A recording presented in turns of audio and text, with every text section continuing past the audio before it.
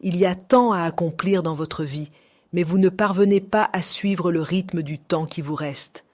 Si vous êtes destiné à vivre 80 ans sur Terre et que vous célébrez 50 ans, vous ne célébrez pas les 50 années vécues, vous contemplez plutôt les 30 années qui vous restent. Écoutez attentivement car cela pourrait concerner beaucoup de personnes présentes aujourd'hui. Pour diverses raisons, beaucoup ont déjà le temps contre eux. Je vous dis ceci. Pour commencer, beaucoup de personnes n'ont pas appris à connaître Dieu suffisamment tôt.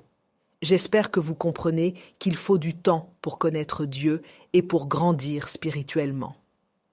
Deuxièmement, beaucoup n'ont pas eu le privilège d'être établis sous l'autorité d'un prêtre enseignant pour bénéficier d'un mentorat structuré dès le début, et ils ont donc continué à tourner en cercle, gaspillant leur précieux temps.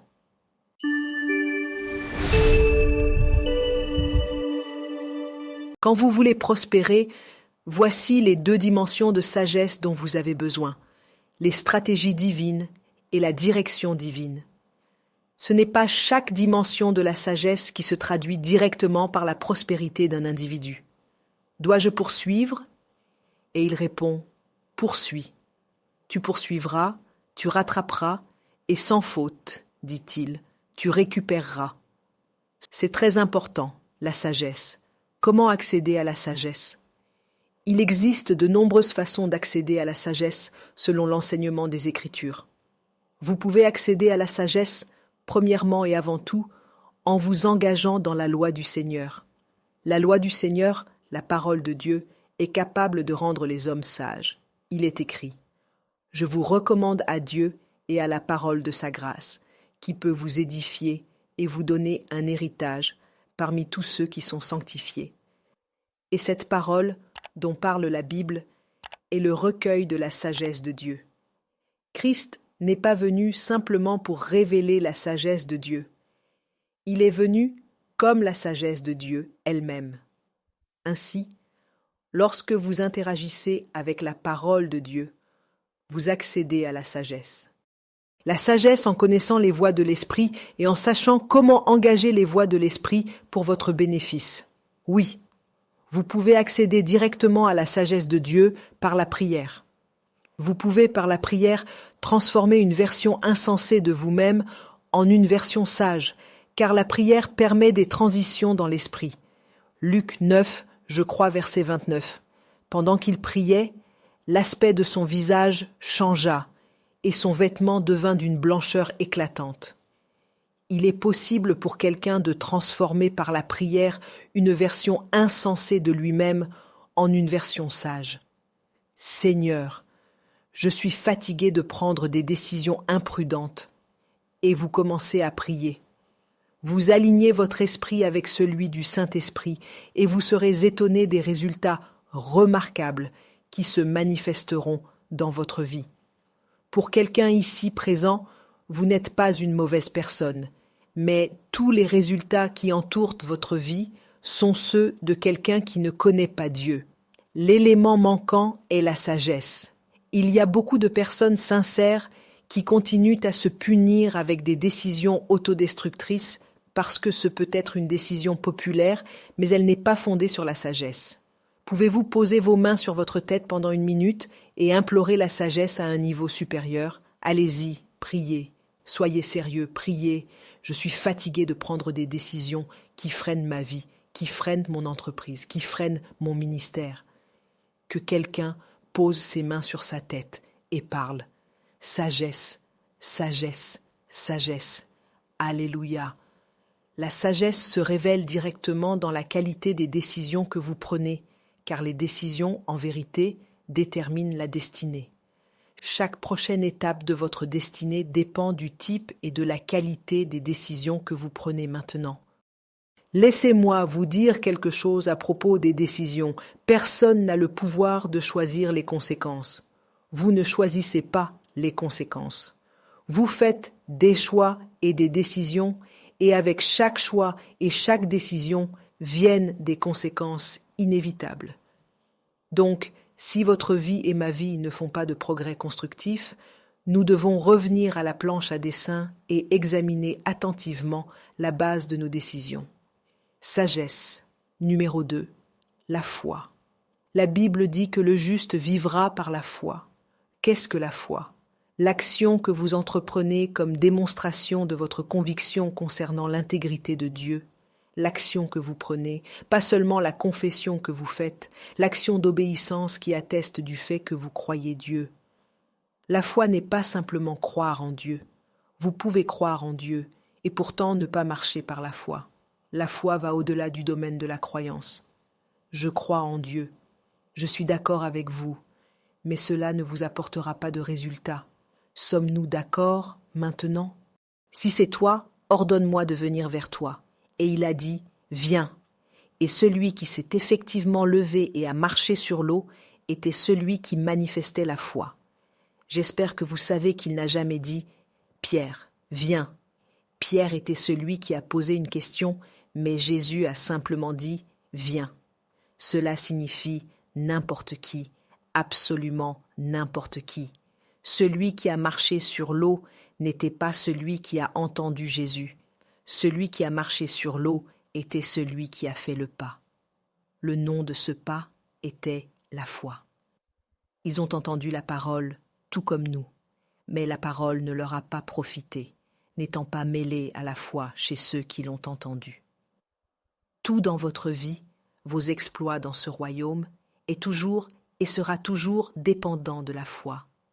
J'ai appris tôt dans la vie et le ministère qu'il n'existe aucune garantie nulle part.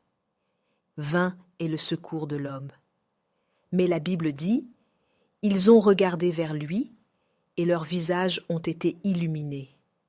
Je secoue l'incrédulité de quelqu'un ce matin parce que votre déception vient du fait que vous avez dirigé votre confiance vers des personnes et des systèmes vains, et ils continuent à vous décevoir.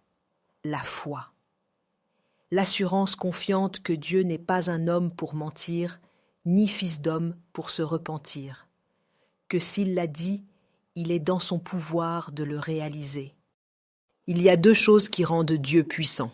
Premièrement, c'est qu'il possède l'intégrité. Deuxièmement, qu'il est tout-puissant. Ce sont les attributs de Dieu sur lesquels la foi est fondée. Premièrement, son intégrité.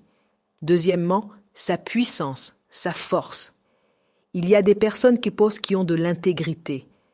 Elles sont bien intentionnées, mais elles n'ont pas les moyens nécessaires. Donc, elles veulent aider. Elles ont l'intention d'aider, mais elles n'en ont pas le pouvoir. Il y en a d'autres qui ont le pouvoir d'aider, mais elles manquent de constance dans leur caractère pour tenir leur parole. Dieu possède à la fois l'intégrité et la capacité. C'est la base de notre confiance en lui, que lorsque Dieu dit que toutes les nations vous appelleront bénis, il a réellement voulu dire tout ce qu'il a dit. C'est maintenant à vous de croire et de vous engager par la foi. Si vous ne comprenez pas la dynamique de la foi, croyez-moi, vous ne ferez pas de progrès constructif.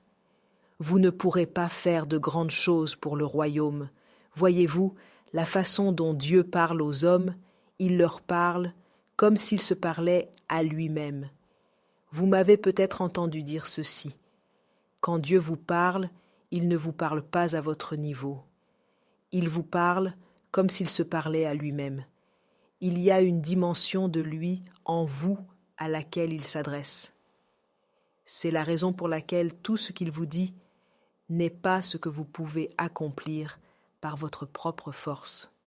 Je prie pour quelqu'un ici, au nom de Jésus, le doute, une vie de peur, une vie qui n'est pas conforme à la parole de Dieu. Je prie pour que ce genre de vie prenne fin. Dites, au nom de Jésus, j'obtiens la grâce pour marcher par la foi. Dites-le encore, au nom de Jésus, j'obtiens la grâce pour marcher par la foi. Transformez-la en prière en 1 minute. J'obtiens la grâce pour marcher par la foi. Vous construirez cette maison par la foi. Il n'y a aucune garantie nulle part. Ce ministère excellera par la foi. Votre organisation s'élèvera, se développera et grandira par la foi. Au nom de Jésus, je prie. Le 3e est la puissance. La puissance est une composante très importante. Je me sentais simplement poussé dans mon cœur à commencer par vous montrer ces 3 composantes. Puis-je vous dire Chaque fois que vous entendez un homme de Dieu dispensant la parole, ce sont les coordonnées de sa discussion. Il communique la sagesse de Dieu. Il plante la foi dans votre cœur, où il fournit de la puissance à votre destinée par l'Esprit. Luc 1, 34, 35. Gabriel vient à Marie, lui apportant de bonnes nouvelles, et lui annonçant qu'elle concevra un enfant et qu'aucun homme ne jouera de rôle dans l'arrivée de cet enfant. Et elle a dit, « Comment cela se fera-t-il, puisque je ne connais point d'homme ? Comment cela se fera-t-il, puisque ma mère et mon père sont passés dans la gloire ? Comment cela se fera-t-il, puisque je ne connais point d'homme ?» La réponse pour vous ce matin se trouve au verset 35. Lisons ensemble à l'unisson, quand nous l'avons projeté, verset 35. L'ange lui répondit, « Le Saint-Esprit viendra sur toi, et la puissance du Très-Haut te couvrira de son ombre. » Arrêtons-nous là, le Saint-Esprit, comment cette entreprise prospérera-t-elle ? Le Saint-Esprit viendra sur vous, et la puissance du Très-Haut vous couvrira de son ombre. D'où viendront les clients ? Le Saint-Esprit viendra sur eux, et la puissance du Très-Haut les attirera vers vous. Comment ces choses se feront-elles ? Écoutez, laissez-moi vous dire la vérité. Tous les aspects du parcours du croyant ne sont pas explicables. Vous savez que Dieu vous guide parce qu'il doit y avoir une composante mystérieuse dans votre résultat. Ce n'est pas chaque partie de votre résultat qui peut s'expliquer par la science. Ce n'est pas chaque partie de votre résultat qui devrait s'expliquer par la logique. Il devrait y avoir une partie de votre résultat que seule la spiritualité peut expliquer. Si vos résultats sont toujours explicables économiquement, toujours explicables intellectuellement, toujours explicables logiquement, alors ce n'est pas Dieu qui vous aide. Vous utilisez simplement le bon sens.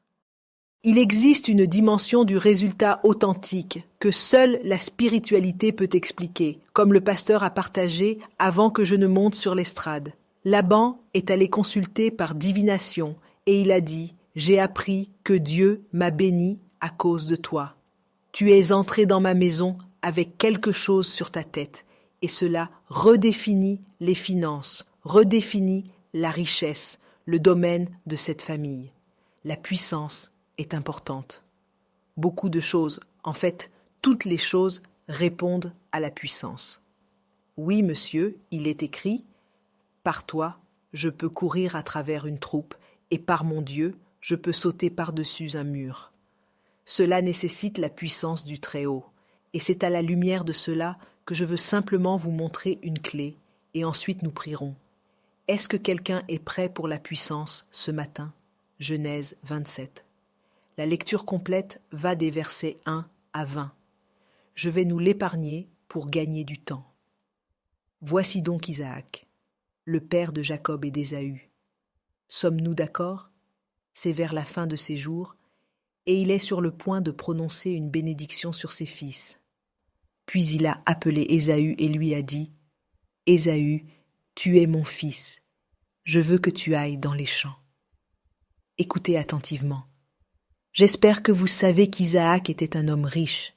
Isaac possédait du bétail. Isaac avait tout en abondance. Mais il a dit « Je ne veux pas celui de ma maison. Je veux que tu ailles dans les champs pour moi. Va chercher un animal. Viens et prépare-moi du gibier comme mon âme l'aime, parce que je veux déclarer une bénédiction, conférer une bénédiction sur toi. Et puis, je mourrai. » Et pendant que cette discussion se déroulait, Rebecca, leur mère, écoutait quelque part. En entendant cela, Ésaü est parti avec joie pour aller chasser. Et puis, elle appelle Jacob et dit « Jacob, mon fils, va vite à l'arrière de la maison, prends un animal et prépare-le. Je préparerai tout et te le donnerai. Ton père est sur le point de libérer quelque chose de spirituel, quelque chose que la science ne peut pas expliquer. » Elle a dit « Vite !» Il a répondu « Mais mon frère est une personne velue. Mon père le sentira. » À ce moment-là, Isaac est aveugle. Sommes-nous d'accord ?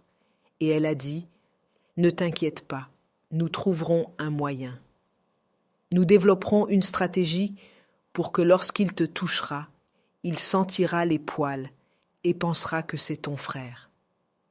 Et cela a été fait. Pendant ce temps, remarquez maintenant, tous les deux faisaient quelque chose. L'un était à la maison en train d'essayer de préparer le chevreau. La mère l'aidait. Et Ésaü était dans les champs. Maintenant, allons au verset 20, s'il vous plaît. Genèse chapitre 27. Lisons les versets 19 et 20. Genèse. Et Jacob dit à son père, « Je suis Ésaü, parce qu'il est maintenant venu avec le gibier. » Et le père demande, « Que se passe-t-il ici ? Je suis Ésaü, ton premier-né. » Maintenant, j'espère que vous savez qu'il mentait, mais je veux simplement en tirer un principe. Je ne dis pas que vous devriez mentir. Sommes-nous d'accord ? Mais je veux en tirer un principe. Je suis Ésaü, ton premier-né. J'ai fait selon ce que tu m'as dit, et je te prie, assieds-toi et mange de mon gibier, afin que tu me bénisses. Que Dieu ouvre les yeux de quelqu'un maintenant. Je veux que vous proclamiez le verset 20 de tout votre cœur et avec tout ce que vous avez. Êtes-vous prêts ? Et Isaac dit à son fils, « Comment as-tu trouvé si vite ?» Arrêtez, arrêtez. Il a dit, « Non, ce genre de résultat ne devrait pas se produire aussi rapidement. Je suis aveugle, mais je sais combien de temps il faut pour aller dans les champs, trouver du gibier, le préparer et l'apporter. Comment est-ce possible ? Par quelle technologie es-tu arrivé si tôt ? Donnez-moi la réponse, à nouveau tous ensemble. Comment ton entreprise a-t-elle été établie en seulement 1 an ? Cela ne se produit pas normalement. Cela défie les principes économiques. Nous sommes dans cette affaire depuis longtemps. Nous sommes dans le ministère depuis des années. Comment se fait-il que Dieu t'ait élevé et rendu mondial si rapidement ? Et Jacob a répondu, « L'encouragement de ton mentorat pour moi est que la vitesse est une possibilité dans le royaume. » Il a dit, « Parce que l'Éternel me l'a fait rencontrer. Je peux le chercher et le trouver, mais l'Éternel peut me l'apporter directement. Transformer cela en prière pendant 1 minute. Il y a des choses que Dieu peut apporter aux hommes. Comment as-tu trouvé si vite ? Comment as-tu obtenu ce terrain si rapidement ? Comment t'es-tu connecté à ces personnes ressources si rapidement ? » Il a dit, « C'est parce que l'Éternel me l'a apporté. L'Éternel me l'a apporté. L'Éternel me l'a apporté. L'Éternel me l'a apporté. » Allez-y, s'il vous plaît, priez. La vie de quelqu'un est en train de changer ce matin. Mon Dieu, la destinée de quelqu'un est en train de changer. Comment as-tu trouvé si vite ? Comment as-tu obtenu cette promotion si rapidement ? Comment es-tu monté dans l'esprit si rapidement ? À cette même période l'année dernière, tu n'étais pas encore sauvé. Mais maintenant, tu n'es pas seulement sauvé, tu es rempli du Saint-Esprit, portant le feu. Comment as-tu grandi si rapidement ? Parce que, Seigneur, pasteur, priez, homme d'affaires, priez. Parce que l'Éternel me l'a apporté, parce que l'Éternel m'a assisté, parce qu'il y a un facteur divin dans l'équation de ma destinée. Souffle, Seigneur, souffle, souffle sur ma vie. Je reçois, je manifeste ta puissance et ta sagesse jusqu'à ce que les nations voient Jésus élevé, exalté. Je reçois, je manifeste ta puissance et ta sagesse jusqu'à ce que les nations voient Jésus élevé, glorifié. Souffle, Seigneur, souffle. Souffle, Seigneur, souffle. Alléluia. Au nom de Jésus, je vous affirme que quelque chose est en train de changer dans votre destinée. Croyez-moi sur ce point maintenant. Soyez très sensibles, très réceptifs ce matin. La vitesse se définit comme votre taux d'accomplissement par rapport au temps, votre taux de réalisation. La vitesse dans le royaume et dans le contexte dont nous parlons, nous ne discutons pas de physique ici. La vitesse par rapport à la réalisation de la destinée se définit comme le taux d'accomplissement par rapport au temps. La quantité de réalisations qui peuvent être accomplies peuvent être manifestées à travers la vie d'un individu par rapport au temps. c'est ce qu'on appelle la vitesse. Quand Dieu veut vous aider, il vous accorde la grâce de pouvoir accomplir beaucoup de choses en peu de temps. Maintenant, laissez-moi vous expliquer pourquoi la vitesse est importante, mesdames et messieurs. Premièrement, l'unité de mesure de la destinée est le temps. L'unité de la destinée se mesure en fonction du temps. Et nous savons que dans des circonstances normales, le temps est irréversible. Sommes-nous d'accord? Le temps ne peut pas être inversé. Cela signifie que nous ne pourrons jamais revenir en mai 2024. C'est terminé pour toujours. Cela signifie que lorsque le temps passe, comme nous le disons, beaucoup de choses sont parties avec ce temps dans des circonstances normales. Cela signifie que nous sommes appelés à être efficaces. En fait, Jésus a dit ceci dans Jean 9, je crois au verset 4 environ. Il a dit « Il faut que je fasse les œuvres de celui qui m'a envoyé, écoutez, pendant qu'il fait jour, car la nuit vient où personne ne peut plus travailler. » Dans Éphésiens chapitre 5, quand vous lisez particulièrement le verset 15, il parlait de marcher avec circonspection comme des sages et non comme des insensés. Il a dit « Rachetant le temps, car les jours sont mauvais. Rachetant le temps, car les jours sont mauvais. » Le mot « racheter » signifie « récupérer »,« racheter ». Il commence à introduire un concept. Comment un homme peut-il racheter le temps qui est déjà passé? J'ai découvert 3 choses importantes concernant le temps. Premièrement, le temps peut être investi. Deuxièmement, le temps peut être dépensé. Et troisièmement, le temps peut être gaspillé. Le temps peut être investi comme un capital. Le temps peut être dépensé comme une ressource et le temps, tout comme l'argent, peut être gaspillé sans retour. Maintenant, pour diverses raisons, je vous prie d'être attentifs. Je relis ce que je dis maintenant à l'enseignement du pasteur d'hier. Je crois que c'est un message prophétique que Dieu nous transmet concernant cette question cruciale du temps. Vous vous rappelez que le pasteur a parlé un peu du retard hier? Pour diverses raisons, le croyant moyen a déjà le temps qui joue contre lui. Pour diverses raisons, laissez-moi vous en exposer quelques-unes.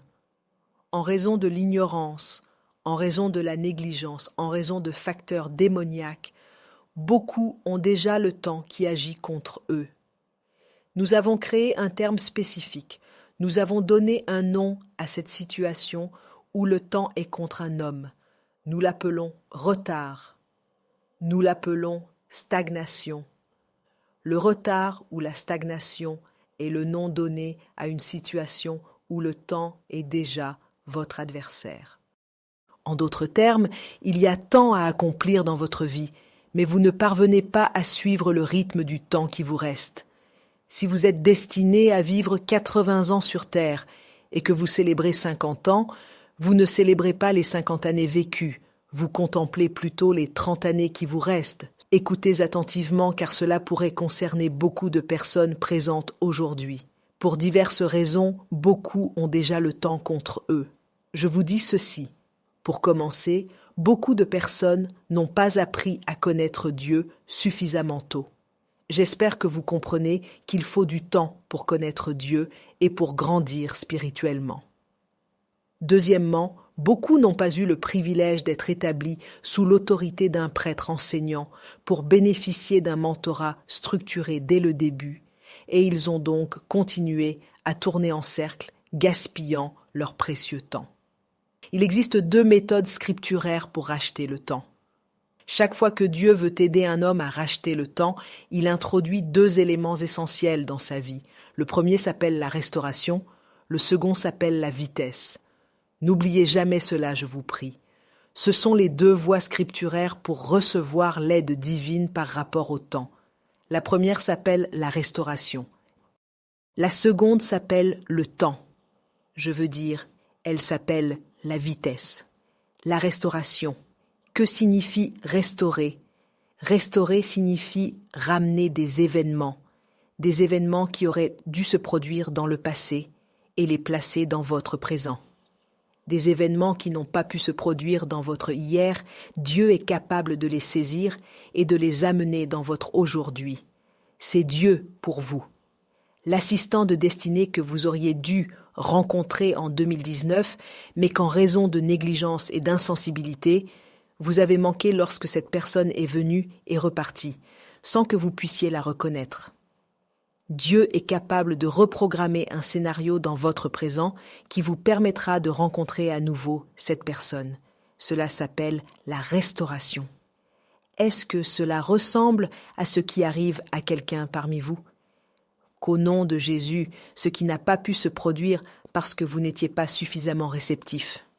Cela est venu comme une impression spirituelle, mais à ce moment-là, vous n'aviez pas encore atteint la maturité spirituelle nécessaire pour comprendre ce que cette impulsion signifiait, et certaines portes d'opportunités vous ont échappé.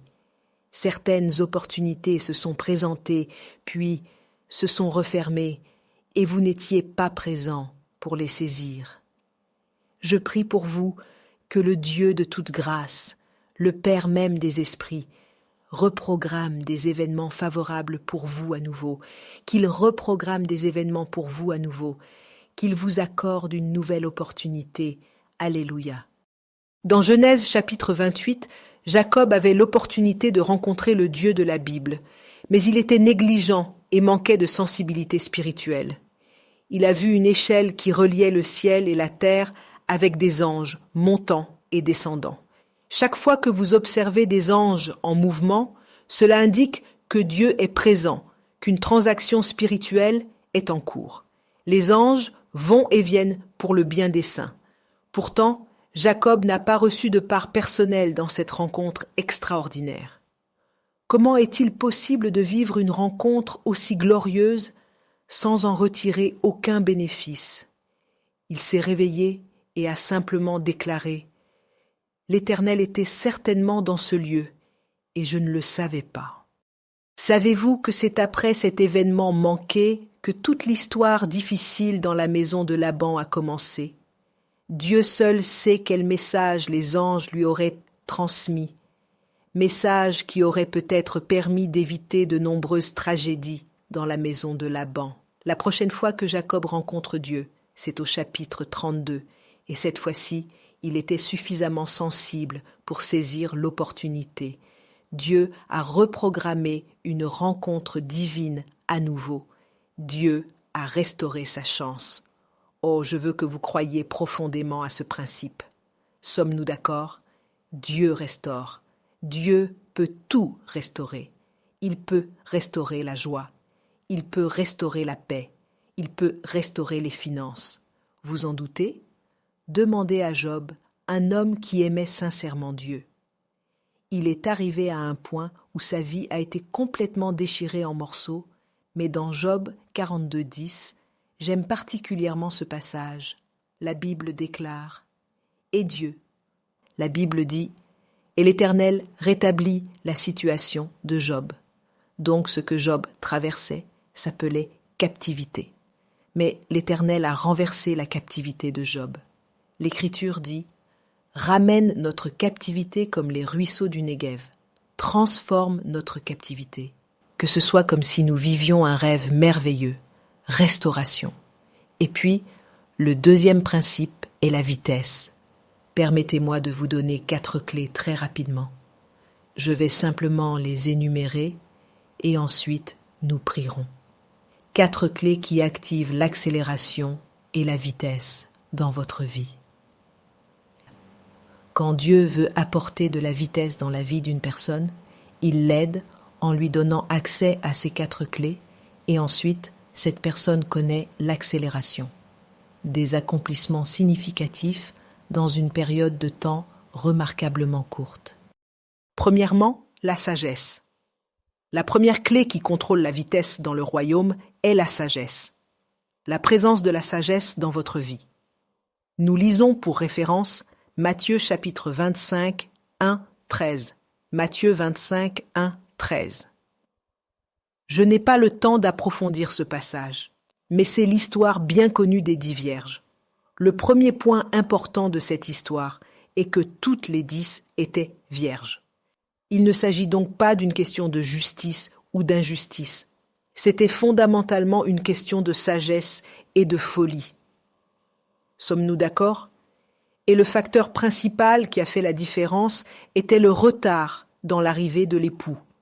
Si l'époux était arrivé rapidement, tout aurait été considéré comme sage.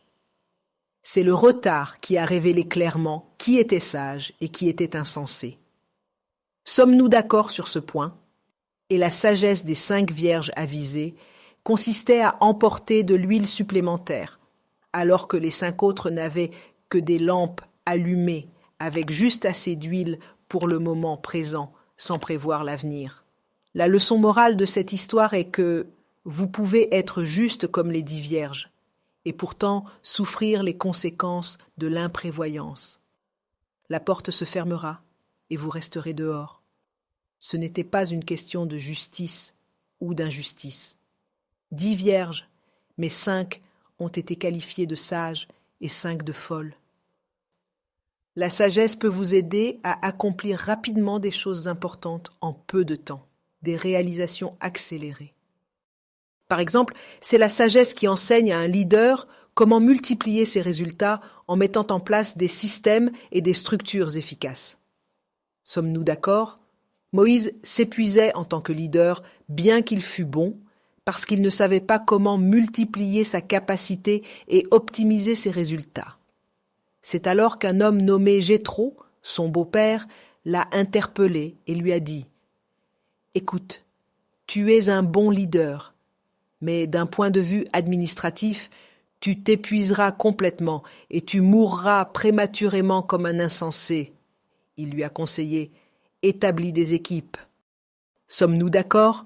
Organise-les par milliers et par centaines, forme et nomme des personnes pour qu'elles exécutent toutes ces tâches et concentre-toi personnellement sur les questions les plus importantes. La sagesse apporte l'efficacité aux individus et aux organisations. La sagesse. Tant de personnes pourraient accomplir beaucoup plus, mais elles n'y parviennent pas. Elles ne réussissent pas à exploiter les ressources que la sagesse met à leur disposition. Deuxièmement, la faveur. Exode 12, 36. La faveur. Cette clé est particulièrement puissante, la faveur divine.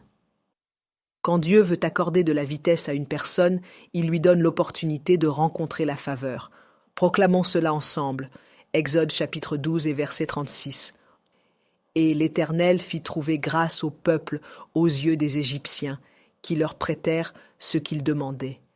Ainsi ils dépouillèrent les Égyptiens.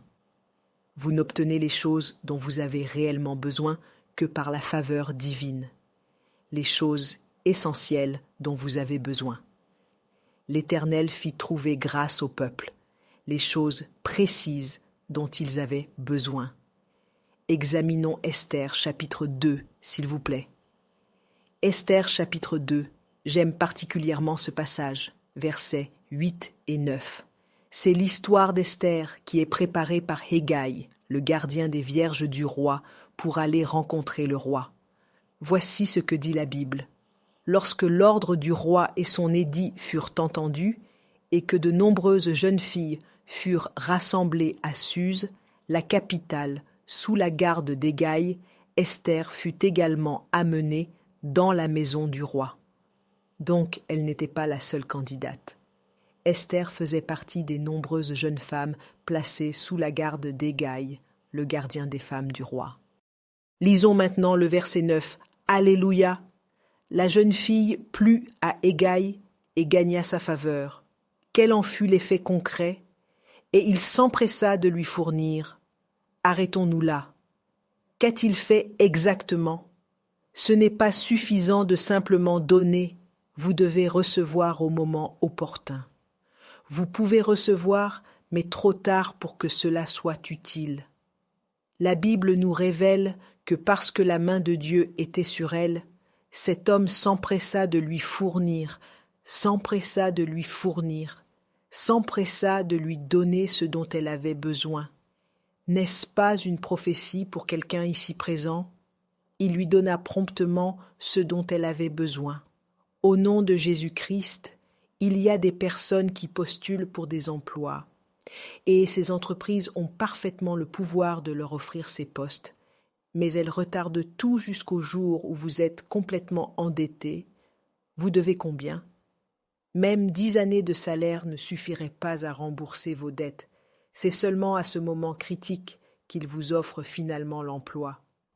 Vous avez reçu ce que vous demandiez, mais cela est arrivé trop tard. L'une des leçons que j'ai apprises concernant l'argent est que, s'il n'arrive pas au bon moment, il ne peut pas accomplir son objectif. L'argent remplit sa véritable fonction uniquement lorsqu'il arrive au moment précis où vous en avez besoin.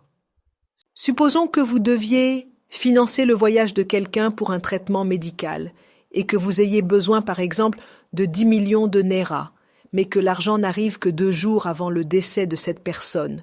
Certes, il est venu, il est bien arrivé, mais pas au moment opportun où il aurait pu sauver une vie. Rassasie-moi dès le matin de ta bonté. Cette parole se trouve-t-elle dans votre Bible ? Élevez la voix, dites, Père, au nom de Jésus, j'obtiens la grâce pour la vitesse par la faveur divine. Priez pendant 1 minute. Faveur, faveur, il nous a donné rapidement, promptement, sans délai. Au nom de Jésus. Alléluia. La faveur est donc intrinsèquement liée à la vitesse. Lorsque la faveur et la bonté de Dieu reposent sur une personne, les hommes vous répondront promptement. Les systèmes et les institutions vous répondront sans délai. Troisièmement, la troisième clé qui contrôle la vitesse. Vous pouvez prier des prières qui déclenchent la vitesse, des prières spécifiques qui provoquent l'accélération, des supplications qui catalysent la vitesse dans votre vie. Dans 1 Roi chapitre 18, quand vous lisez du verset 42 au verset 46, notez simplement ces références. 1 Roi 18, 42 à 46. Votre Bible nous raconte comment Élie a commencé à prier intensément pour la pluie. Il s'est incliné et a prié, puis il a prié encore et encore et encore sans se décourager. Allons directement au verset 46, s'il vous plaît. Lorsque nous arrivons au verset 46, la Bible déclare « La main de l'Éternel fut sur Élie, qui ceignit ses reins et courut. Il courut devant Achab et devança les chars d'Achab jusqu'à Jizréel. » La main de Dieu peut se poser sur un homme.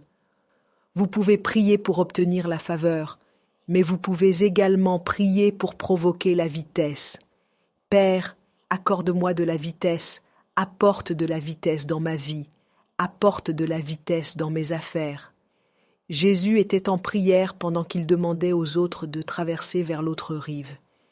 Ils ont pris une barque et sont partis, prenant ainsi 6 heures d'avance sur Jésus.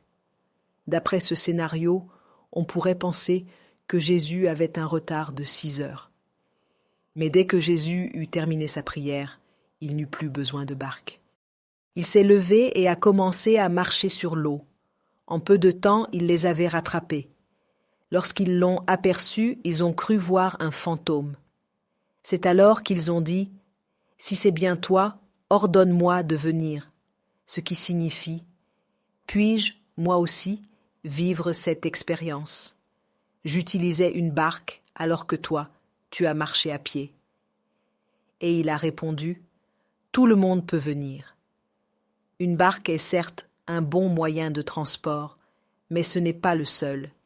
Il existe une autre technologie qui peut habiliter les hommes à marcher même sur l'eau par leurs propres pieds. Si c'est bien toi, le miracle dans cette histoire n'était pas de marcher sur l'eau. Le véritable miracle était de démontrer qu'une barque n'est pas la seule façon de traverser vers l'autre rive. Certains vous ont abandonné pendant que vous priez et serviez dans l'église sans emploi. Ils vous ont dit « Si tu continues à servir dans l'église comme ça, ta vie sera misérable. » Et vous vous sentez découragé. Cela fait 10 ans que vous êtes sans emploi. Laissez-moi vous dire qu'il existe une main qui peut se poser sur les hommes Et lorsque cette main repose sur vous, en une seule année, vous pouvez obtenir un emploi équivalent au salaire qu'une autre personne gagnerait durant toute sa vie, ou créer une entreprise qui vous apportera une percée correspondant à celle d'une vie entière en seulement 1 an. Je crois fermement aux prières qui provoquent la vitesse. Dieu est capable de donner de la vitesse aux hommes quand vous prenez le temps de prier. Alléluia. Permettez-moi de vous raconter une histoire. Je me souviens de l'époque Azaria. Lorsque nous avons commencé, j'ai reçu des visions concernant de nombreuses choses que Dieu était en train de faire. Certaines se sont déjà manifestées aujourd'hui. Et je me demandais comment Dieu allait réaliser toutes ces choses, car je ne comprenais pas comment elles pouvaient se produire. Je persévérais dans la prière parce que c'est dans la prière que les stratégies nous sont révélées. Écoutez attentivement. Je me souviens qu'à cette époque, l'espace des réseaux sociaux n'était pas ce qu'il est aujourd'hui. Nous n'avions même pas de vidéo, et le Seigneur m'a donné une instruction précise. Il m'a dit « Prends tes enseignements et mets-les sur les réseaux sociaux, et mon ange les portera jusqu'aux nations, et c'est ainsi que je te ferai connaître aux nations depuis l'endroit même où tu te trouves. » Je n'avais accès ni aux personnes, ni aux systèmes, ni aux structures qui auraient pu me servir de levier pour m'élever. Il n'existait humainement aucun moyen d'acquérir de la visibilité dans le contexte de l'époque. Avec cette simple instruction venue de la prière, la suite appartient à l'histoire. Je ne peux que dire gloire à Dieu. Laissez-moi vous dire cette vérité. Tout temps investi dans la prière stratégique est une aventure de rachat du temps. Ne considérez jamais le temps que vous consacrez à la prière comme un gaspillage. La prière ne fait pas tout, mais là où la prière n'est pas la clé principale, elle devient la main qui tient la clé. La Bible dit « Ne vous inquiétez de rien, mais en toute chose, par la prière et la supplication, avec des actions de grâce, faites connaître vos demandes à Dieu. » Lorsque vous mettez en œuvre la sagesse, la prière vous aide à utiliser cette sagesse efficacement. Lorsque vous communiquez de la valeur, la prière vous aide à transmettre cette valeur avec efficacité. Vous pouvez faire des prières qui provoquent la vitesse. Vous pouvez vous adresser à Dieu et dire « Père, j'ai commis des erreurs dans ma vie. Je n'ai pas fait les bons choix. Je n'étais pas sérieux avec Dieu quand d'autres prenaient au sérieux les choses de Dieu. J'étais là à flâner. Et maintenant je suis désavantagé en ce qui concerne le temps et ma destinée. Mais donne-moi de la vitesse. Apporte de la vitesse dans ma vie. » Si Jabès a pu prier « Ô Dieu, bénis-moi, agrandis mon territoire », c'est parce que la Bible nous dit que sa mère l'avait appelé Jabès à cause de sa douleur. Mais un jour est venu où il a pris cette responsabilité en main et a dit « Oh, que tu me bénisses !»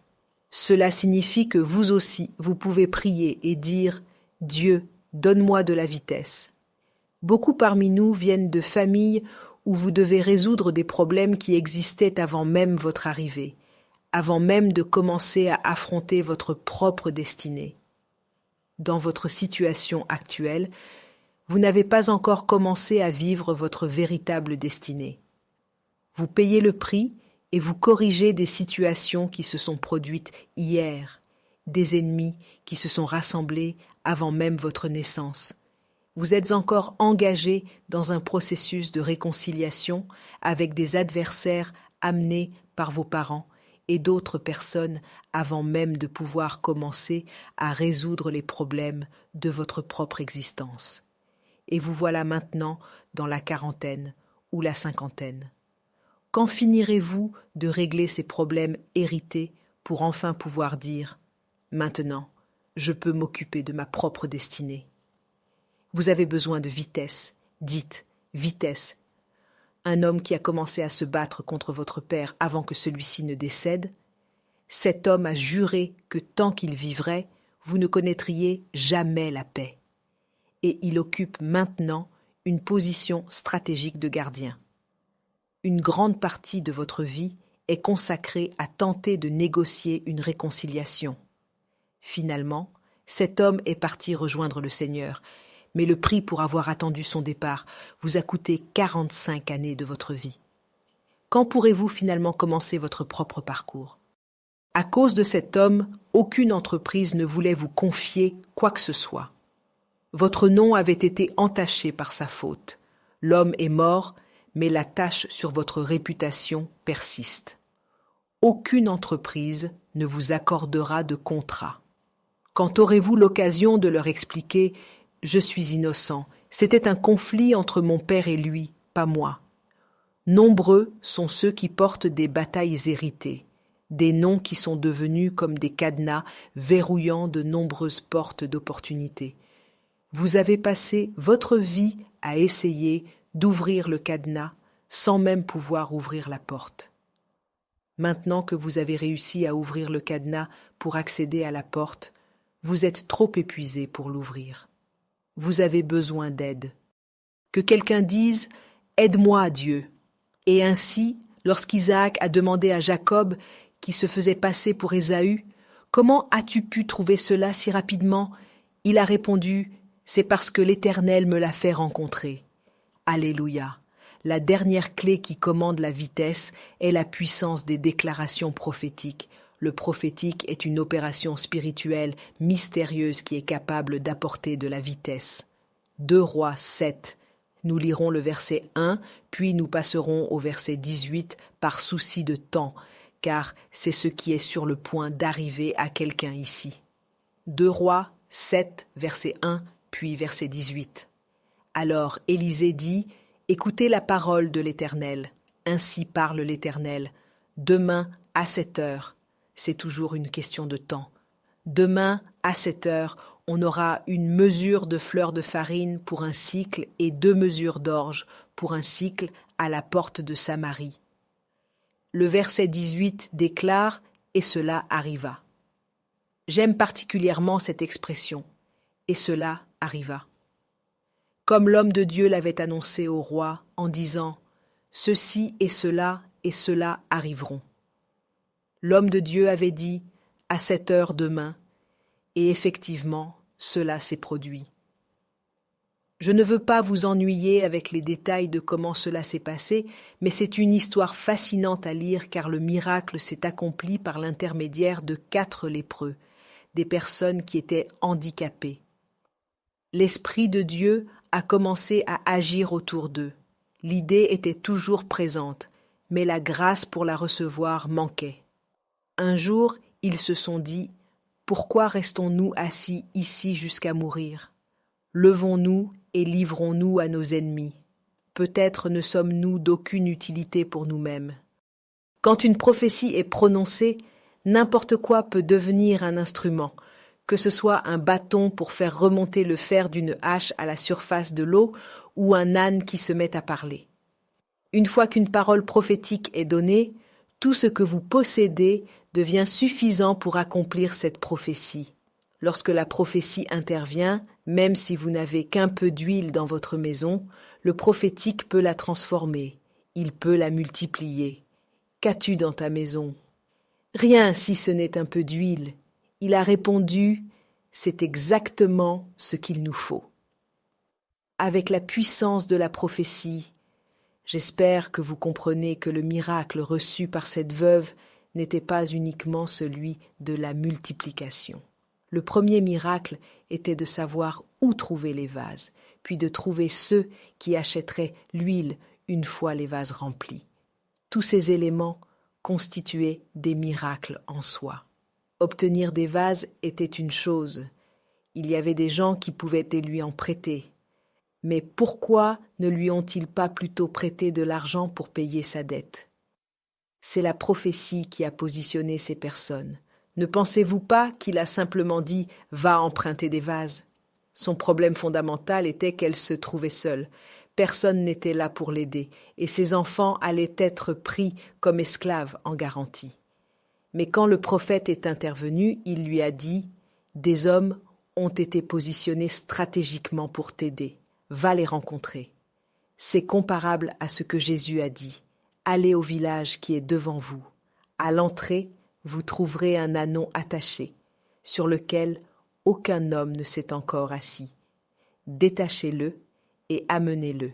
Et si quelqu'un vous demande pourquoi vous le détachez, vous répondrez « Le Seigneur en a besoin ». Il existe des personnes qui détiennent des opportunités venues par révélation, mais il ne leur est pas donné de les mettre en œuvre. Ils les gardent en réserve, attendant celui à qui la prophétie les connectera. Écoutez, nous allons prier dans la minute ou les 2 minutes qui viennent. Mon temps est écoulé, mais 2 choses vont se produire. D'abord, dans le lieu de la prière, vous allez vous accorder avec Dieu pour qu'une grâce repose sur votre vie, une grâce qui apportera de la vitesse à votre existence, de la vitesse à votre destinée. Genèse 27, 20, gardez ce verset projeté pendant que nous prions. Quand j'ai examiné ma vie et constaté tous les désavantages présents par défaut dans chaque domaine de mon existence, j'ai pris la ferme décision d'apprendre ce qu'est la faveur et d'étudier le concept de vitesse. Car si ces forces n'opéraient pas dans ma vie, selon mon évaluation personnelle, je n'avais aucune chance de mener une vie d'excellence. La plupart d'entre nous ici avons déjà été tirés vers le bas par la vie pour diverses raisons. Je veux que vous sachiez qu'il y a de l'espoir ce matin et qu'une grâce est sur le point de se poser sur vous. Et Isaac dit à son fils, « Comment as-tu trouvé si rapidement? Comment as-tu découvert les réponses si vite? Comment as-tu développé ton entreprise si rapidement? Voici quelle sera votre réponse à partir d'aujourd'hui, parce que l'Éternel, ton Dieu, me l'a fait rencontrer. » Il y a des choses que vous cherchez par vous-même, mais il y a d'autres choses que Dieu vous apporte rapidement. Je n'ai pas le temps de vous expliquer certains aspects, mais quand Dieu veut vous aider, permettez-moi de prendre 1 minute pour parler de vos finances. Il existe 2 voies vers la prospérité. L'une passe par votre valeur personnelle. Lorsque vous échangez cette valeur, la raffinez, la partagez et la mettez au service des autres avec excellence. Mais quand Dieu souhaite vous accorder une accélération, il vous met en relation avec des personnes déjà établies. L'argent que vous recherchez se trouve actuellement entre les mains de personnes établies. L'argent fonctionne comme un jeu à somme nulle. Il n'est pas simplement disponible quelque part, il est déjà sur le compte bancaire de quelqu'un en ce moment même. D'un point de vue financier, quand Dieu veut vous aider, il crée une proximité entre vous et ceux qui peuvent vous assister. Ces aides sont des personnes déjà établies. C'est celui qui possède, qui peut donner à celui qui ne possède pas. Sommes-nous d'accord? Les relations sont d'une puissance extraordinaire. Les personnes qui vous apprécient ont une importance capitale. Chacun bénit selon l'étendue de ses richesses. Ainsi, quand Dieu veut vous aider, en plus de votre valeur intrinsèque et de tout ce que vous possédez déjà, il vous connectera à des relations stratégiques. Une relation stratégique comme celle entre Lot et Abraham, une relation stratégique comme celle entre Abraham et Abimélec, une relation stratégique comme celle entre Esther et Assuérus, une relation stratégique comme celle entre Ruth et Boaz peut totalement redéfinir vos possibilités. Sommes-nous d'accord? Je ne sais pas ce que vous avez pu traverser. J'ignore ce que vous êtes en train de vivre en ce moment, peut-être à cause de la situation économique actuelle, peut-être dans votre organisation, peut-être dans votre vie spirituelle, mais je tiens à vous rappeler ce que je vous ai dit au début. Il existe 3 forces dont vous avez besoin pour exceller dans la vie: la sagesse, la foi et la puissance. Sommes-nous ensemble? Et Dieu est capable d'améliorer la destinée d'un homme en lui accordant l'accès à la vitesse. Vous allez maintenant adresser une seule prière, une prière remplie de foi et venant du cœur. Seigneur, apporte de la vitesse dans ma vie. Que chacun prie, apporte de la vitesse dans ma vie, apporte de la vitesse dans ma vie. Que ce soit une prière profondément sincère. apporte de la vitesse dans ma vie, de la vitesse dans ma destinée. Ainsi, lorsque les gens demanderont « Comment as-tu trouvé la faveur dans le ministère ?» vous pourrez répondre comme Jacob « C'est parce que l'Éternel me l'a fait rencontrer. C'est parce que l'Éternel m'a témoigné sa miséricorde. C'est parce que l'Éternel m'a donné accès aux trésors cachés dans les ténèbres et aux richesses dissimulées dans les lieux secrets. C'est parce que l'Éternel a formé mes doigts au combat et mes mains à la guerre. » Alléluia. Permettez-moi maintenant de m'appuyer sur la grâce présente et de prononcer une parole sur votre vie. Oh, votre saison est arrivée, votre saison est arrivée. Oh, le salut est venu. Oh, le salut est venu. Oh, mon secours est arrivé. Oh, au nom de Jésus, le Fils du Dieu vivant, j'étends mes mains sur chaque personne qui entend ma voix, et je décrète et je déclare, par la puissance qui a ressuscité Christ d'entre les morts, qu'en cet instant même, la grâce pour la vitesse. Où que vous soyez, je décrète et je déclare que cette grâce repose sur vous maintenant. Recevez cette grâce maintenant au nom de Jésus. Je décrète et je déclare, là où vous avez rampé jusqu'à présent, je vous donne des ailes dans l'esprit. Vous courez comme Élie au nom de Jésus-Christ, au nom de Jésus, que mon Dieu compresse 10 années en une seule année, 10 années en un seul mois, au nom de Jésus. Là où vous avez été abandonnés, au point que personne ne voulait s'associer à vous, je vous déclare une excellence éternelle, une joie pour de nombreuses générations. Écoutez-moi, au nom qui est au-dessus de tout nom, je prie pour vous. Pour toute personne qui possède ce qu'il faut pour vous élever, écoutez attentivement. Comme l'homme à la piscine de Bethesda dans Jean 5, quand Jésus est venu et lui a demandé « Pourquoi es-tu encore dans cette situation ?» Sa réponse se trouve au verset 7. Il a dit « Je n'ai personne pour me plonger dans la piscine quand l'eau est agitée. Je n'ai personne. » Je prie pour vous, que ce soit au nord, à l'est, au sud ou à l'ouest, partout où se trouvent les aides destinées à votre destinée, je déclare prophétiquement qu'ils soient attirés vers vous, qu'ils soient attirés vers vous, qu'ils soient attirés vers vous, au nom de Jésus. Dans Daniel chapitre 2 au verset 28, il est écrit « Alors le secret fut révélé à Daniel. » Les secrets de l'Éternel, la Bible affirme qu'ils sont réservés à ceux qui le craignent et il leur montrera son alliance. Nous triomphons dans la vie grâce aux secrets que nous avons découverts, au mystère du royaume. Je prie pour quelqu'un ici, le miracle des yeux ouverts, le miracle de la vision spirituelle. Puissiez-vous voir ce que d'autres n'ont pas encore perçu. Que cette vision vous donne un avantage dans la vie, qu'elle vous donne un avantage dans le monde des affaires, qu'elle vous donne un avantage dans votre carrière au nom de Jésus-Christ. Écoutez, certains parmi vous sont de grands guerriers, mais il faut plus qu'un arc et une lance pour vaincre Goliath. Même si vous disposez de nombreux outils et que vous êtes libre d'utiliser n'importe lequel d'entre eux, vous devez être dirigé quant à quel outil apporte quelle victoire spécifique. Vous pouvez posséder toute une armurerie, mais si vous vous présentez devant Goliath armé uniquement de votre épée, vous ne pourrez probablement pas le vaincre. La stratégie adaptée à chaque saison. Je vous transmets cette grâce. La stratégie appropriée pour chaque saison, je vous communique cette grâce. La stratégie qui fonctionnait avant la Covid peut ne pas être la même que celle nécessaire après la Covid.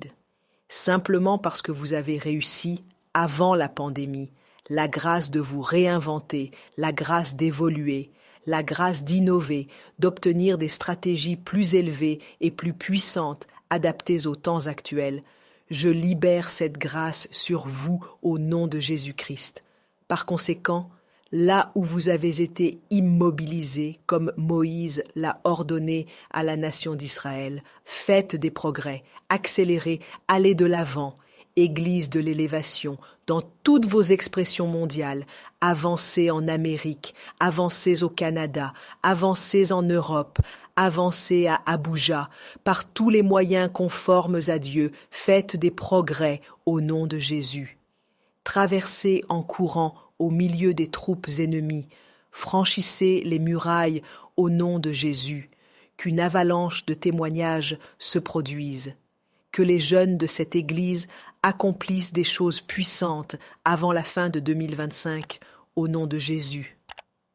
Des témoignages accélérés. Excellez dans le ministère. Excellez dans les affaires. Excellez dans la famille.